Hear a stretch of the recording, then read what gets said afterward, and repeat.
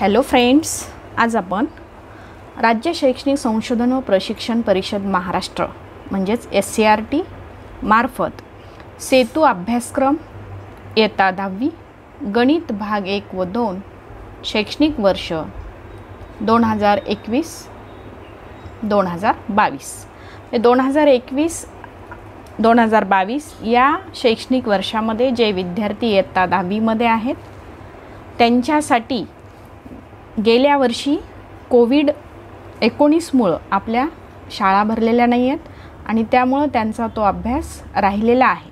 मागच्या इयत्तेतील अभ्यास पूर्ण करून घेण्यासाठी या सेतू अभ्यासक्रमाचे काय केलेलं आहे, आयोजन केलेलं आहे. तर या सेतू अभ्यासक्रमामधले जवळपास 45 दिवसाचा हा अभ्यासक्रम डिझाईन केलेला आहे. तो 45 दिवसाचा अभ्यासक्रम आपण करणार आहोत. तो अभ्यासक्रम करत असताना यात काही कृतीपत्रिका दिलेल्या आहेत. त्या कृतीपत्रिका आपल्याला काय करायचं आहे, सोडवून घ्यायचं आहे. तुम्हाला पण त्या सोडवायच्या आहेत. चला तर मग आज आपण पहिला दिवस सेतू अभ्यासक्रम इयत्ता 10वी गणित भाग 1 व 2 यासाठी आपण पहिला दिवस याचा अभ्यास करणार आहोत. दिवस पहिला इयत्ता 10वी गणित भाग 1. घटक आहे संच, उपघटक आहे संच, संबोध व लिहिण्याच्या पद्धती व त्यातील घटक लिहिण्याची पद्धत. म्हणजे संच म्हणजे काय ते पाहणार आहोत.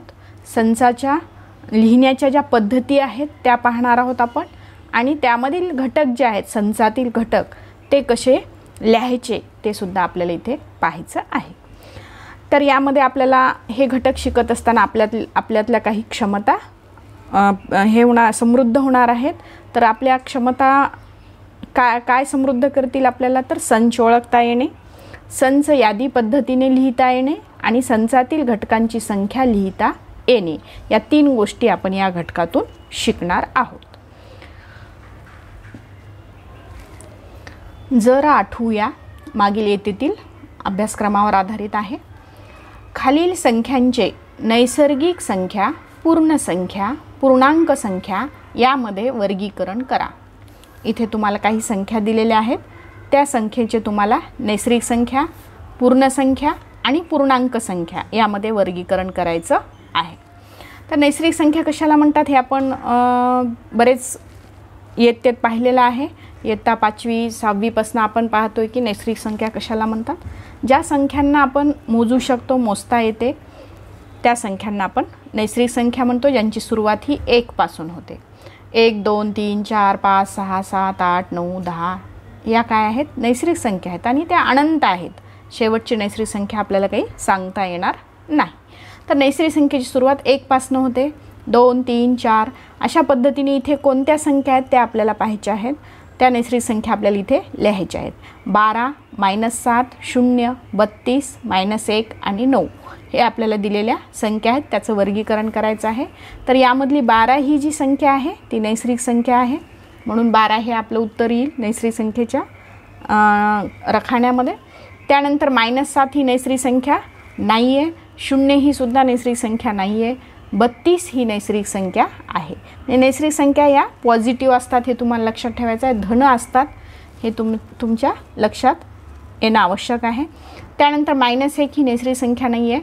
तर 9 ही काय आहे, नैसर्गिक संख्या आहे. म्हणजे ज्या संख्या या संख्या रेषेवरती शून्याच्या पुढं असतात म्हणजेच त्या धन असतात, त्या संख्यांना आपण काय म्हणतो आणि त्या मोजता येतात, मोजू शकतो आपण, त्यांना आपल्याला म्हणायचं आहे नैसर्गिक संख्या. तर इथं 12 32 9 या आपल्या नैसर्गिक संख्या झाल्या. त्यानंतर पूर्ण संख्या. पूर्ण संख्या म्हणजे काय, तर 0 आणि नैसर्गिक संख्या यांचा जो संच तयार होतो त्याला आपण पूर्ण संख्या असं म्हणतो. म्हणजे सुरुवात 0 होते, पूर्ण संख्येची सुरुवात ही 0 होते, म्हणजे 0 हा पूर्ण संख्येमध्ये येतो आणि राहिलेल्या ज्या काही आपल्या नैसर्गिक संख्या आहेत त्या नैसर्गिक संख्या यासुद्धा पूर्ण संख्या आहेत. 12 32 आणि 9. त्यानंतर पूर्णांक संख्या कशाला म्हणतात ते पाहूया आपण. जेव्हा आपण संख्या रेषा लिहितो त्या संख्या रेषेवरती 0 मधोमध हे 0 असते आणि शून्याच्या उजवीकडे 1 2 3 या धनसंख्या असतात. या धनसंख्यांना आपण काय म्हणतो, शून्याच्या पुढच्या धनसंख्येला म्हणजे सुरुवात 1 पासून त्यांना आपण म्हणतो नैसर्गिक संख्या. आणि शून्याच्या मागं या काय असतील, निगेटिव्ह संख्या म्हणजे ऋण संख्या असतील, -1, -2, -3. तर यामध्ये आपल्याला पूर्णांक संख्या कोणाला म्हणायचं, तर शून्याच्या पुढच्या संख्या आणि शून्याच्या मागच्या संख्या या संख्या मिळून जो संच तयार होतो, जो समूह तयार होतो संख्यांचा, त्यांना आपल्याला पूर्णांक संख्या म्हणायचं आहे. म्हणजे इथे धनसंख्या आल्या, ऋणसंख्या आल्या आणि शून्य आले. म्हणजे इथे दिलेल्या सगळ्याच संख्या या काय आहेत, पूर्णांक संख्या आहेत. म्हणजेच 12, -7, 0, 32, -1 आणि 9 या सर्वच संख्या काय आहेत, पूर्णांक संख्या आहेत.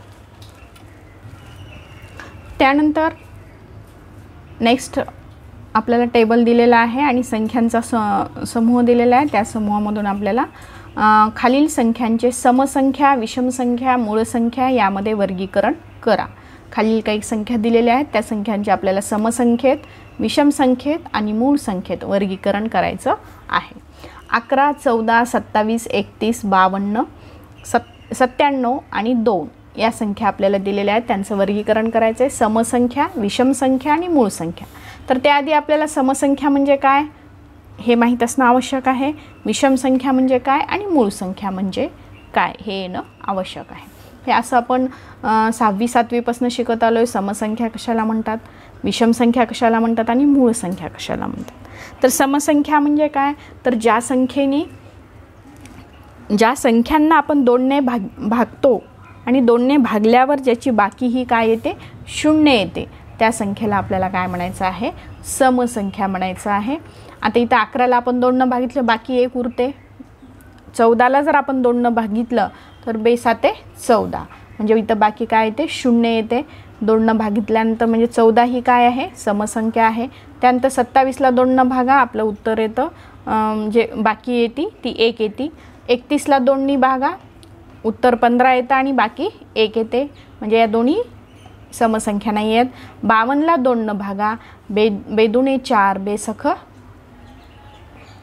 12, म्हणजे इथं आपले जो बाकी आहे ती काय येत आहे, 0, म्हणजे 52 ही काय आहे, समसंख्या आहे. त्यानंतर 97 ही समसंख्या नाही आहे आणि 2 ही समसंख्या आहे, कारण 2ने 2ला भागल्यानंतर बाकी काय येते, 0 येते. म्हणजे दिलेल्या संख्येमध्ये 14, 52 आणि 2 या समसंख्या आहेत. त्यानंतर विषमसंख्या पाहायचं आहे आपल्याला. विषमसंख्या कोणाला म्हणतो, ज्या संख्येला 2ने भागल्यानंतर बाकी काय उरते, 1 उरते, त्या संख्यांना आपण विषमसंख्या म्हणणार आहोत. आता इथे ज्या संख्येला आपण भागून बघितलं बाकी 1 उरू लागली, त्या सगळ्या संख्या विषमसंख्या असतील. आता 11 ही जी संख्या आहे,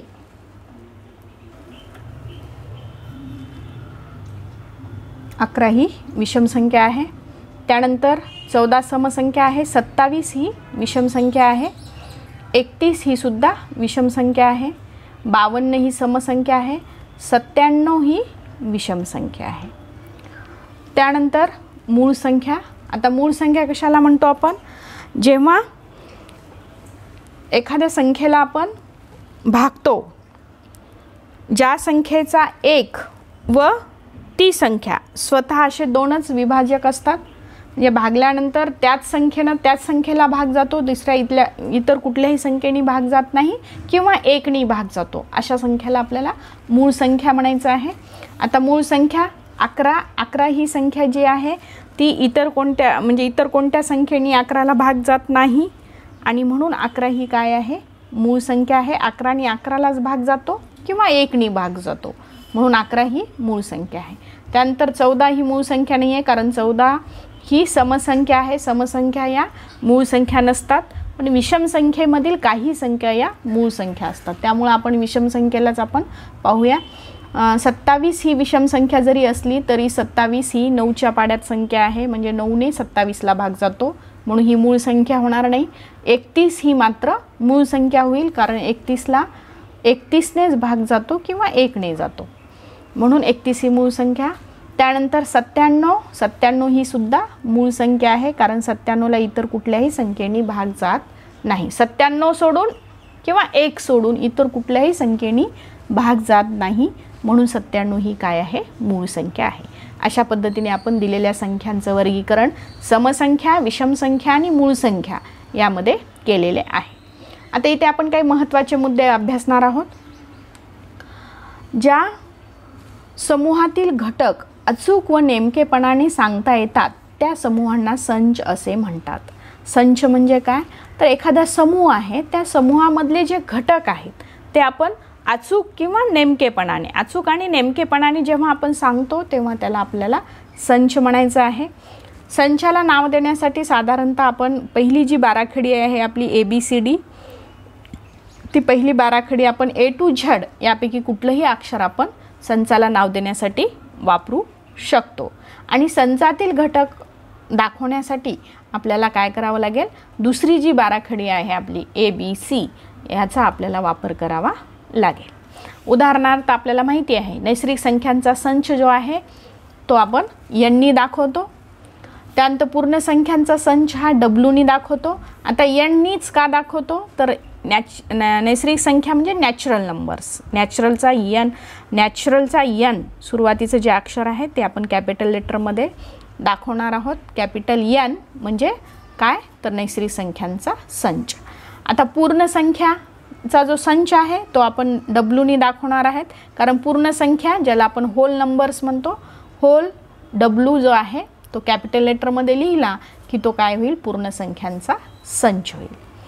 त्यानंतर P हे अल्फाबेट आपण वापरलेला आहे पहिल्या बाराखडीतलं, जो की आपण कुठला संच दाखवायलो, आपण इंद्रधनुष्यातील रंगांचा संच. आता आपल्याला माहिती आहे इंद्रधनुष्यामध्ये 7 रंग असतात आणि त्या 7 रंगाचा जो संच आहे तो आपण P या अक्षराने दाखवत आहोत. म्हणजे कुठलाही संच जो आहे तो आपण पहिली बाराखडी कॅपिटल लेटर ABCD इथून आपण झडपर्यंत कुठलाही अक्षर आपण वापरू शकतो. त्यानंतर पाहणार आहोत आपण संच लिहिण्याच्या पद्धती. तर संच लिहिण्याच्या पद्धती ज्या आहेत त्या पद्धतीमध्ये पहिली पद्धत आहे यादी पद्धत. तर यादी पद्धतीमध्ये संच लिहिताना आपल्याला काही नियमांचा वापर करावा लागेल. पहिला नियम आहे संचांचे सर्व घटक हे महिरपी कंसात लिहितात. महिरपी कंस म्हणजे हा असा कंस ज्याला आपण महिरपी कंस म्हणतो. त्यानंतर प्रत्येक घटक हा वेगळा दाखवण्यासाठी 2 लगतच्या घटकामध्ये आपल्याला स्वल्पविराम द्यायचा आहे. म्हणजे समजा आता इंद्रधनुष्यातील 7 रंग लिहायचेत आपल्याला, तर इंद्रधनुष्यामधले जे 7 रंग आहेत ते आपण काय दाखवतो, VIBGYOR या अक्षरांनी आपण दाखवतो. तर आपल्याला ह्याला संचात लिहायचं आहे तर त्याला महिरपी कंसात लिहायचं आहे. आणि प्रत्येक रंगानंतर म्हणजे वायलटचा रंग झाला की आपल्याला स्वल्पविराम द्यायचा आहे, म्हणजे कॉमा द्यायचा आहे.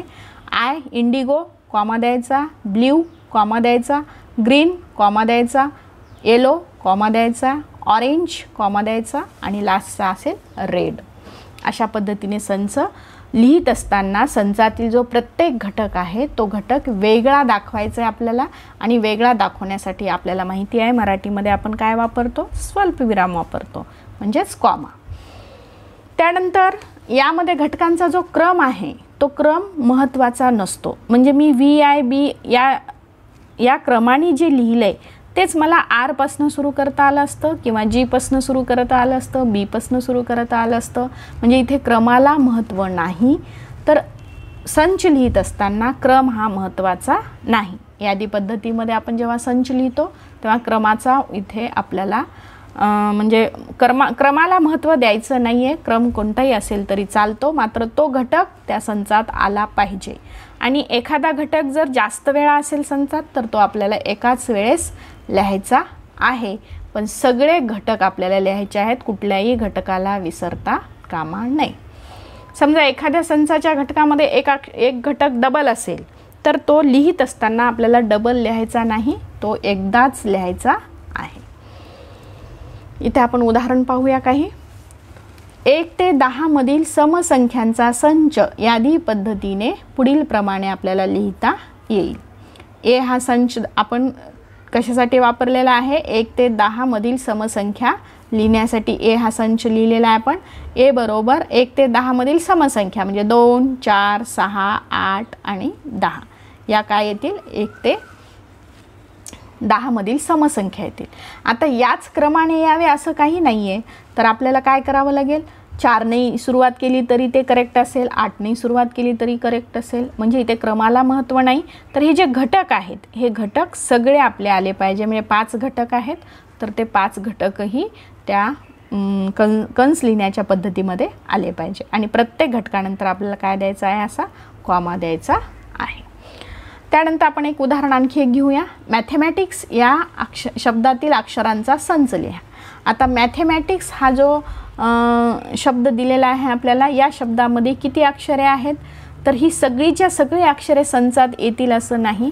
जे अक्षरे डबल आहेत, आता इथे यम आणि यम हे डबल आहे, तर त्या 2 यमपैकी आपल्याला एकच यम घ्यायचा आहे. टीसुद्धा डबल आहे, तर आपल्याला एकच टी घ्यायचं आहे. आलं लक्षात.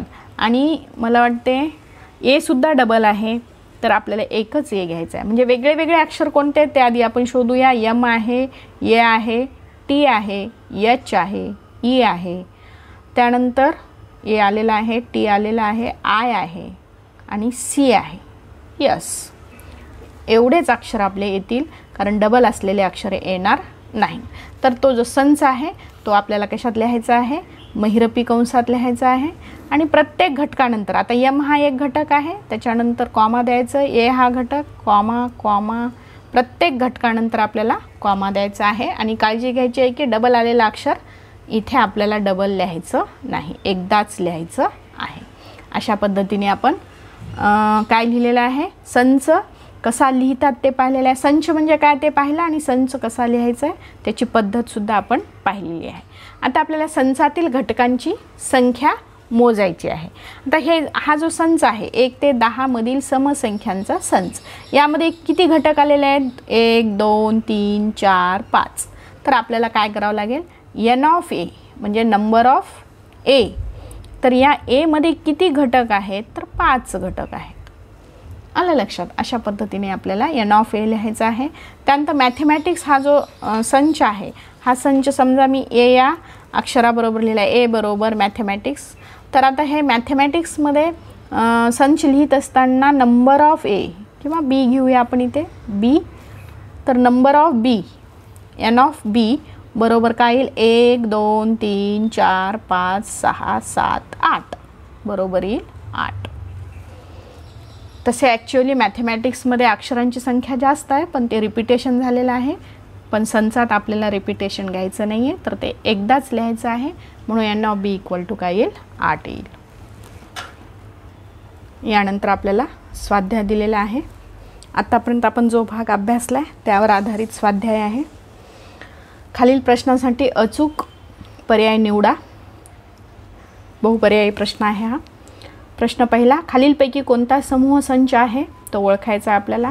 ए आठवड्यातील वार, बी गावातील आनंदी व्यक्ती, पुस्तकातील सोपी उदाहरणे सी, आणि डी आहे शाळेतील हुशार विद्यार्थी. तर यामध्ये आपल्याला संच हा ओळखायचा आहे. नेमका कुठला पर्याय हा समूह संच आहे हे ओळखायचं आहे. दिलेला समूह कोणता संच आहे तो ओळखायचा आहे. तर आठवड्यातील वार म्हणजे आपल्याला सांगता येईल, अचूकपणे सांगता येतं नेमकेपणाने, सोमवार, मंगळवार, बुधवार, गुरुवार, शुक्रवार, शनिवार, रविवार हे आठवड्यातील वार आहे. तर दुसरा पर्याय गावातील आनंदी व्यक्ती. आता गावामधले आनंदी व्यक्ती कोणते आहेत हे आपण नेमकेपणाने सांगू शकत नाही. त्यानंतर पुस्तकातील सोपी उदाहरणे, नेमकेपणा ह्याच्या या पण उदाहरणात नाही आहे. अचूकपणा आणि नेमकेपणा नाही आहे. शाळेतील हुशार विद्यार्थी याच्यामध्ये पण अचूक किंवा नेमकेपणा नाही आहे. फक्त अचूक व नेमकेपणा असलेला पर्याय आहे आठवड्यातील वार, जे की आपलं काय असेल, उत्तर असेल. नेक्स्ट क्वेश्चन आहे, जर पी बरोबर कॉलेज या शब्दातील अक्षरांचा संच आहे तर पी हा संच यादी पद्धतीने खालीलपैकी कोणता. यादी पद्धतीने लिहायचा आहे. मागं आपण जे नियम पाहिलेत यादी पद्धती लिहिताना तेच नियम आपल्याला इथे अप्लाय करायचे आहेत. मी इथे मी आधी यादी पद्धतीने लिहिणार आहे. पी बरोबर कॉलेज आहे तर मी महिरपी कंसात लिहील. पहिला अक्षर सी आहे, नंतर मी कॉमा देणार. ओ आहे दुसरा अक्षर, नंतर मी कॉमा देणार. एल कॉमा, आता इथे एल डबल आहे, पण मी डबल लिहिणार नाही कारण यादी पद्धतीत एकच वेळेस एक घटक एकच वेळेस लिहायचा आहे. त्यानंतर ई, त्यानंतर जी, त्यानंतर ई आहे, पण ई आपला ऑलरेडी आलेला आहे त्याच्यामुळे मी ई घेणार नाही डबल. अशा पद्धतीने मला कॉलेजचा जो यादी पद्धतीने संच लिहायचा आहे तो या पद्धतीने येईल. आता इथे पर्याय कोणता आहे तो पाहायचा आहे आपल्याला. हा येणार नाही, याच्यामध्ये अक्षरं कमी आहेत.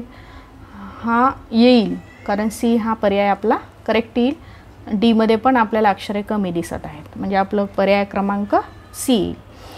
त्यानंतर तिसरा प्रश्न आहे, जर एम बरोबर 3, 6, 9, 12, 15, 18 तर एन ऑफ एम बरोबर किती. म्हणजे नंबर ऑफ, म्हणजे एममधील संचाचे जे एम हा जो संच दिला आहे त्याचे घटकांची संख्या आपल्याला लिहायची आहे.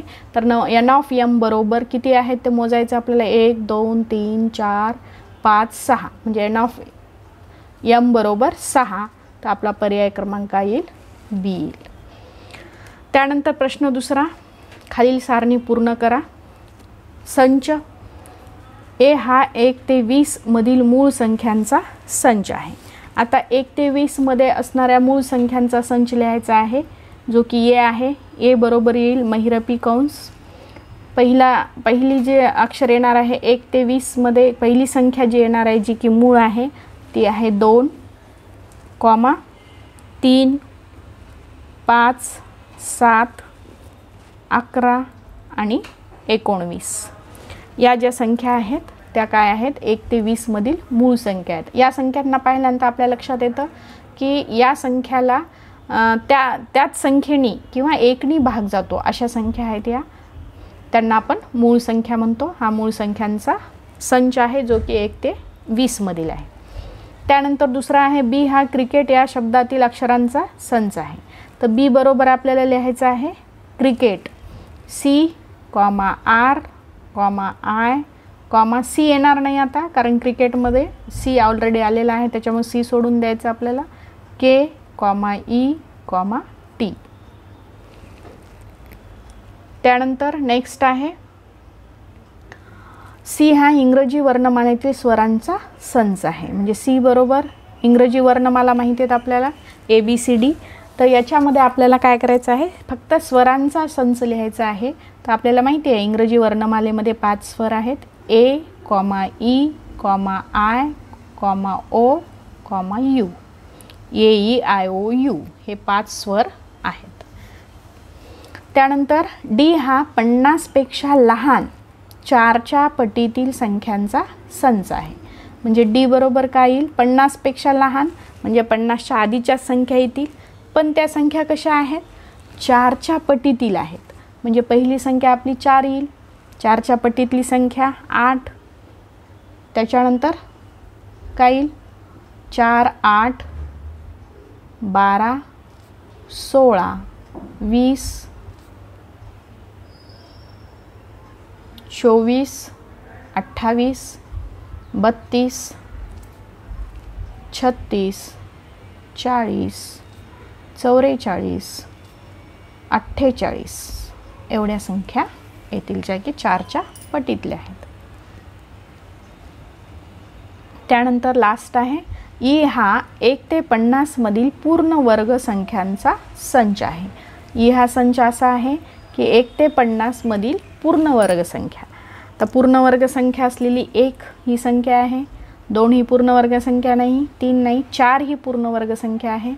त्यानंतर 9 ही पूर्ण वर्ग संख्या आहे, 9 नंतर 25 ही पूर्ण वर्ग संख्या आहे, 36 ही पूर्ण वर्ग संख्या आहे आणि 49 या पूर्ण वर्ग संख्या आहेत ज्या की 50च्या मध्ये पाहिजे आपल्याला, 1 ते 50 मध्ये.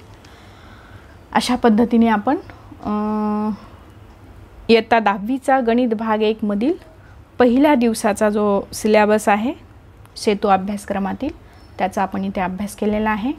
हा अभ्यास तुम्ही नीट व्यवस्थित व्हिडिओ पहा आणि वहीवरती हे पूर्ण लिहून काढा.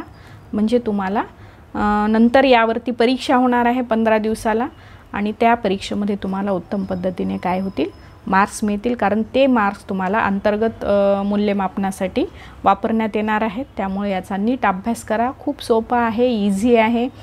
तुम्हाला बिलकुल म्हणजे अभ्यास करताना कुठलीही अडचण येणार नाही याची इथे पुरेपूर काळजी घेतलेली आहे. आणि ज्या मुली किंवा जे विद्यार्थी अभ्यास करतील त्यांना निश्चितच याचं काय मिळेल, इंटरनल मूल्यमापनामध्ये चांगले मार्क्स मिळतील. व्हिडिओ पाहिल्याबद्दल धन्यवाद. थँक्यू.